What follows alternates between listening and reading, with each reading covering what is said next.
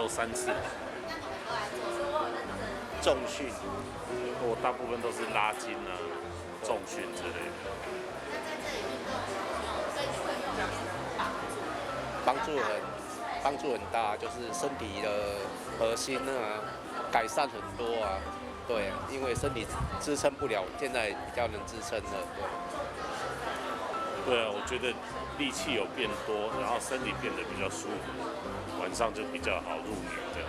我主要是物理治疗师，然后在这边的话，会主要是评估我们身心障碍者的身体状况，然后去帮他们设计他们可以的体适能运动，希望他们是借由他们的体能去增进他们的生活功能。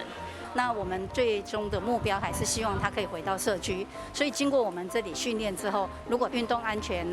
这些常识都有理解了，那也可以自己操作这些器材。那我们还是希望他能够回到社区离家近的可以运动的场所去做运动。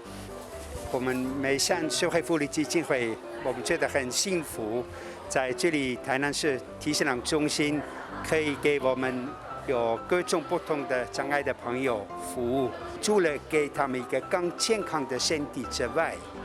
也是给他们一个更快乐的心。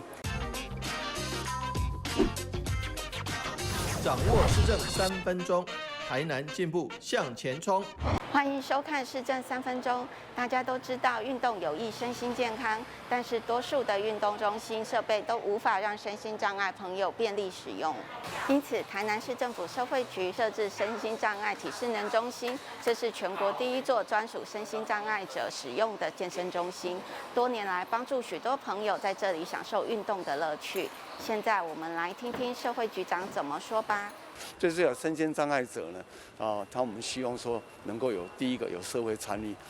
第二个能够让他们在这边呢共同的透过我们的专业的老师的指导呢，能够得到一个体适能的一个效果。事实上，我们身心障碍都知道，运动的这种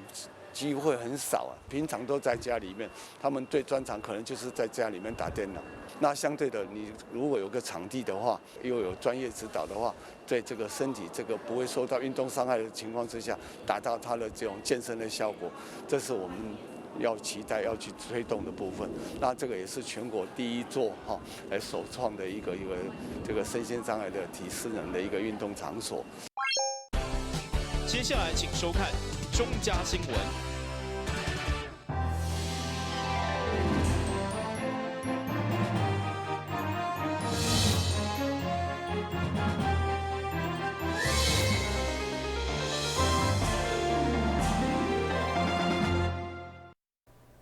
另外是今日欢迎收看中嘉台南地方新闻。为了将台南优质农产送到全世界，南洋农产行销公司甲全球柑仔店公司28号正式签约合作，期待透过跨境的电商平台，将农产拓展到全球华人地区的社会群。在此，市长吴伟铁甲副市长郑谦拢共齐见证，信心满满。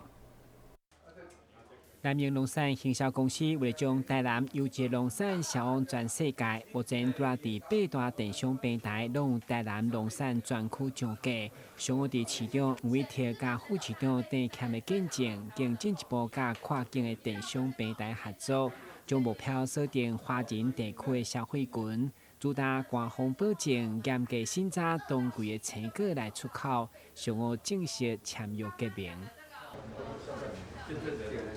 好，那也请副市长一起签名，对，一起联名啊。好，我们现在看右手边的镜头。右手边，这边。首当其冲的当然还是凤梨的，但是我们已经这个芒果已经超前部署好了哈，所以我们芒果的这个销路，我们今年应该会更畅旺。那刚好配合今年的芒果的销售的生产也会比往年多一些。那因为我们知道接下来还有文旦，还有冬季的一些这个农产品。那大家想想看，庞佩奥的吃的一个庞佩奥就让我们的芒果干销量至少增加20%以上。好，那可以想到，不管是名人加持，不管是电商加码，只要能够让更多的消费者知道、了解并且认同台南农特产品，好，那不管是鲜果或者是果干加工品的等等。这些都是我们努力的力推的目标。出产了签约以后，第一个合作就是5月开始到山下要销往日本，后续还有文旦、落来等等的大宗农产，也正强调如果海外到15亿的人口相机无限，特别是东南亚的国家，主打落订单2天到7天，会得送到厝的服务。比如说刚刚我们讲的内地的这些台商朋友们，他大概是一个直辖市的一个人口，直辖市的人口有220几万，这么多的话，这么多的人口，他们其实因为疫情可能没有那么方便，可以回到我们的家乡台南，思念家乡的一个小产品、小东西的话，可以透过我们的电商平台，今天跟我们下订，几天后就可以拿到，对他们来讲是非常棒。另外一个也是很重要的一个点，就是台湾的品质其实是相对好的。那世界各国的话，在希望就是能够拿到我们优质的品质的东西，这就是我们想要给大家的一个服务的一个点。支付成功伴农民甲电商平台桥梁，互农产透过电商平台有近甲消费者的距离。加上电商以柑仔店号名，就像副市长郑谦所讲的，希望回到过去买啥物来到柑仔店拢有的方便。台南新闻管及何超邦采访报道。为提升资源回收的成效，并且降低危险物品的造成危害，台南市环保局正在推动一般垃圾禁止使用无透明垃圾的草案。不过，想要到宣传一出，引起不少民众恐慌。除了烦恼禁止污色垃圾地，而且批评环保局提升资源回收，应该是针对无守法民众临时全面禁用。就是因为这份的广告，台南市环保局对今年3月底刊登公报，表示对今年的7月1号起，将全面禁止民众抌垃圾，未用的使用无透明的垃圾袋啊。民众认为政府政策的推动应该充分甲民众沟通。有民众上环保局的网站来查询，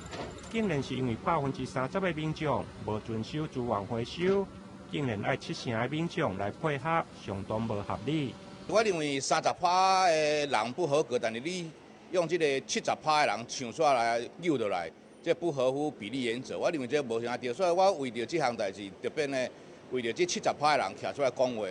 30%甲70%，你应该70%的人不合格，应该政府来执行没有问题。但是30%，我认为不合乎比例原则，这项代志我认为政府要定政策的时啦，应该要取得一个比较好的数据。而且我质疑这个数据怎么来啦？因为现场的清洁人员非常辛苦，伊无可能去甲统计这过节啦。所以我认为这数据有问题从何而来啊？从怎么得到的？而且这个政策呢成立之后，造成人民对政府的不信任，个对清洁人员的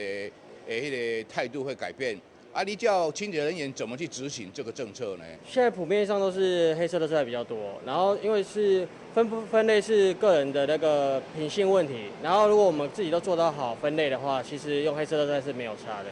不然就是市面上的那个透明垃圾袋要厚一点，因为现在垃圾其实很容易就破掉，因为现在垃圾袋都是采用环保材质，但是所以那个成分会比较薄，所以变成是说很容易就是那个在搬运的时候可能会破损这样。针对民众的质疑，环保局一般废弃物管理科长回应，根据环保局去年破地检查的统计，发觉用无透明的垃圾袋抌垃圾，无合格率有3成，因此才拟定这项的草案。目前正收集民众的意见。历年来我们去做垃圾破袋稽查，包括像去年109年我们去做垃圾破袋稽查，大概有发现，针对黑色垃圾袋进行破袋，有30%左右的黑色垃圾袋里面，大概有不合格率有30%是里面放有一些支收物的部分。目前我们是在草案公告的一个阶段，那我们预计实施的时间是在今年的10月1号开始实施。除了收集民众的意见，另外环保局嘛澄清，公布的内容还佫有变动。除了实行的日期，然后另外嘛有3个月空档期，预计明年1月1号才会正式来开发。那至于10月1号开始，我们会有10月1号到12月31号间会有一个劝导期。那1月1号开始，民众如果执意要使用不透明、完全不透明的塑胶袋丢垃圾的话，我们会先进行拒收，会请民众将这些垃圾包能够拿回去换成可辨识内容物的垃圾袋来装填。那如果在这中间，民众如果能执意不肯更换的话，我们才会进行处分的一个动作。除了实行的日期延后，另外民众容易认为的，就是袂用的使用黑色的粪扫袋啊。对此，环保局回应，唔是禁止黑色的粪扫袋啊，是禁止无透明。原则上，目前市面上的粪扫袋啊，只要会用看到内面的粪扫，无分什么色拢会用使用。对大部分的民众来讲是无受影响。台南新闻林根采访报道。目前新课纲理念就是培养学生会当手做解决问题能力，其中复兴国小学生参与今年教育部所主办的科技教育实作比赛，对校园防疫管制系统夺下全国金牌，相当难能可贵。因为新冠肺炎防疫需求，嘛刺激复兴高中这群学生，希望唔免性命坐遮尔麻烦，结合人工智慧，开发出会当主动侦测环境系统，也是进入校园进前一定要完成喷酒精、量体温、路卡以及挂喙暗这4项，也无也计发出无完成的警示。这款发明伫参与教育部科技教育创意实作比赛，夺下全国金牌。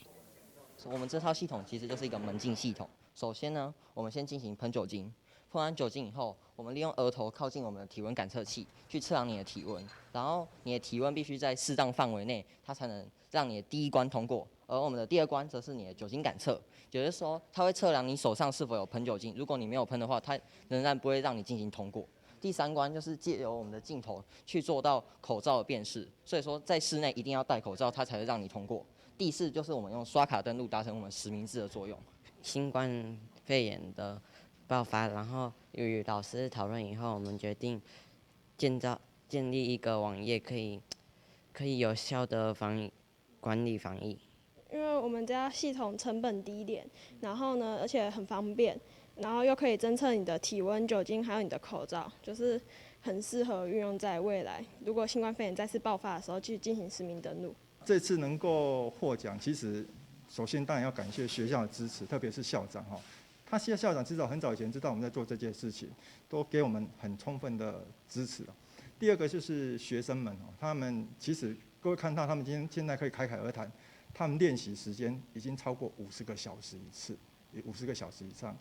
那第三个我要感谢我的 partner 哈，周建良老师，因为有时候做一件事情，一个人会有盲点。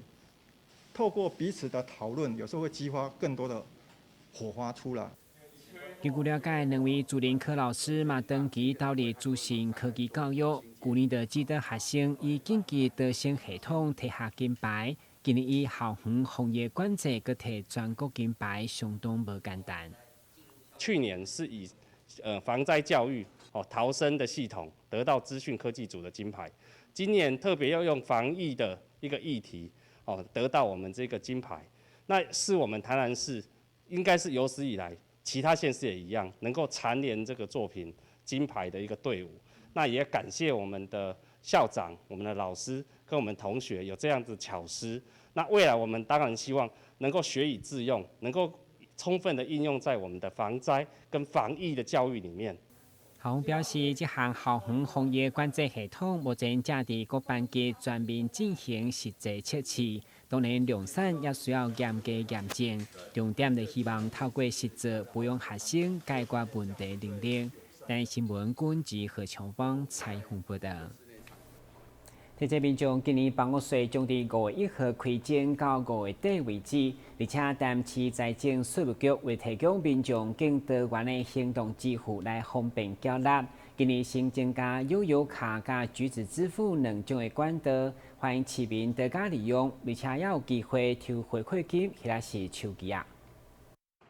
在市府财税局积极推动多元缴税管道之下，台南市109年行动支付缴税大约69000件，比较108年成长105%。统计查至今年3月底，经比较去年同期成长508%。推动的成果真好，尤其现在缴税管道真多元，除了税额伫3万以下者，会当摕到缴税单到便利商店缴纳以外，另外还有台湾行动支付、Line Pay、BB 照、Easy Pay 等等。现在伫台南增加了悠游卡支付以及橘子支付等等行动支付管道，通好做选择。我们跟悠游卡公司合作的内容当然就是希望说能够带给市民最大的便利。一方面，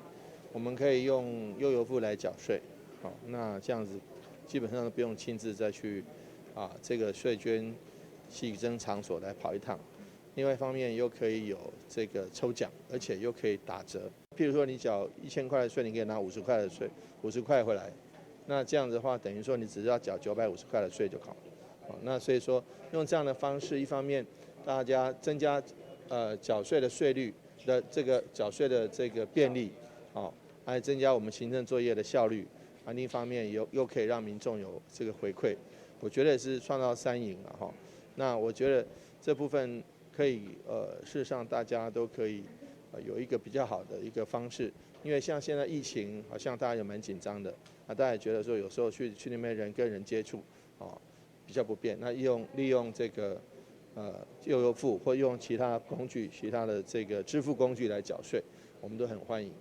悠游卡公司为了这次的合作，特别为台南市民加码抽奖，除了有10名悠游付出资金888元，以及100名悠游付出资金88元，甚至还有6支 iPhone 12等等的台南限定好礼。非常荣幸，谢谢黄市长的支持，还有台南市政府的跟我们这样携手来推出悠游付的这个房屋税的一个回馈哈。据我们在那个试点这样谈了一下，应该是市场最杀。好，因为还有黄市长指定的台南人加码回馈，这整个加起来以后，刚刚市府的长官已经跟我说他自己试过了，觉得非常的优惠，已经假后要去倒修博了。所以希望大家呢能够趁这次我们做的这个盛大的活动，都不要错过哈。市府财税局提醒市民朋友，若是无收到，或者是放无去税单，会当就近到税务局所属分局，或者是利用多点跨区专功能税务柜台申请补发，会当到超商多媒体事务机列印补单。尤其现在还有侪种行动支付通好缴税，不但便利，而且还有好康回馈，欢迎市民爱多加利用。台南新闻张硕伟采访报道。先休息一下，马上回来新闻现场。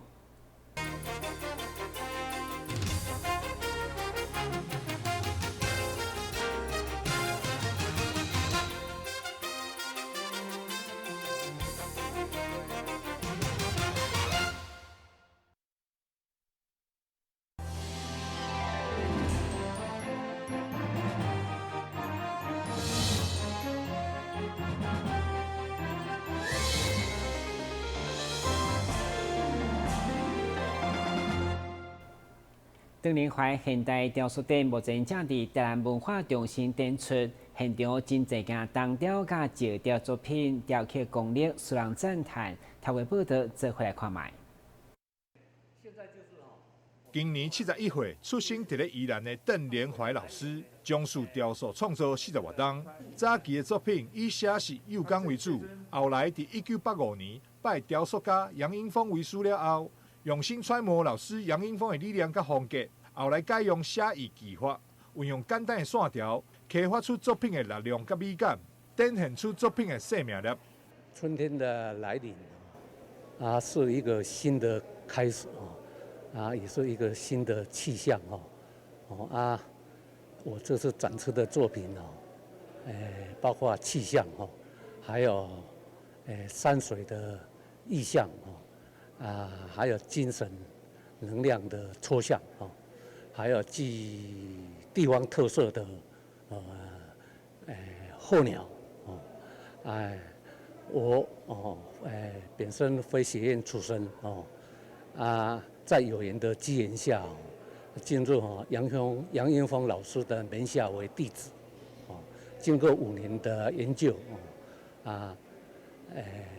最终体会出艺术创作的不二法门那就是脱俗和超越的理念希望这次的展览能够给观赏者带来美感的回忆。邓连怀老师这出展出作品有着大量春天的元素，参详是人物、气象、山水，同一部写实写意点，让民众伫欣赏时体会自我内在升华。展览期间自即马开始到5月2号为止，欢迎喜爱艺术创作的市民大众一同来欣赏艺术之水。台南新闻张硕伟采访报道。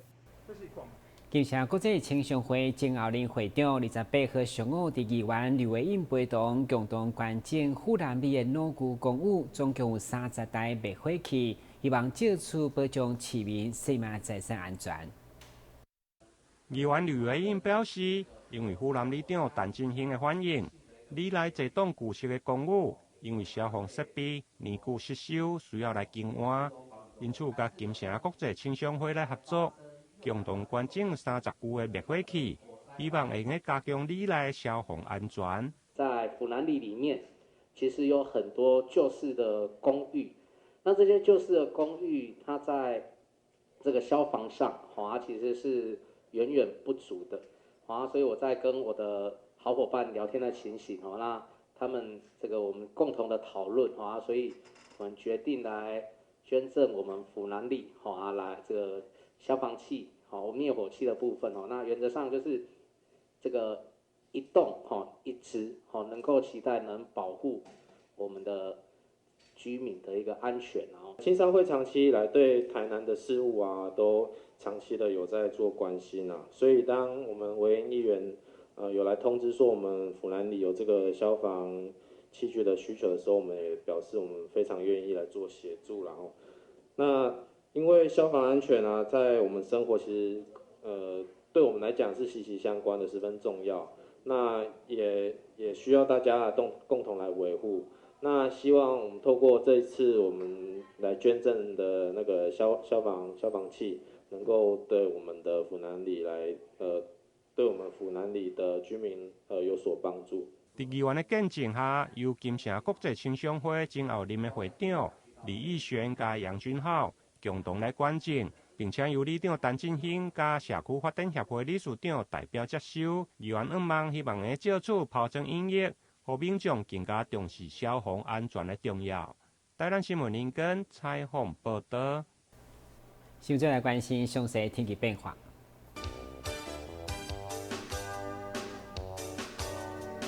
我在是这分有时乌阴，日将好天气，温度24度到27度，落雨记录3成，海面平均风力4级到5级，上大阵风6级。感谢收看4月28号的中嘉台南电视新闻，咱再会。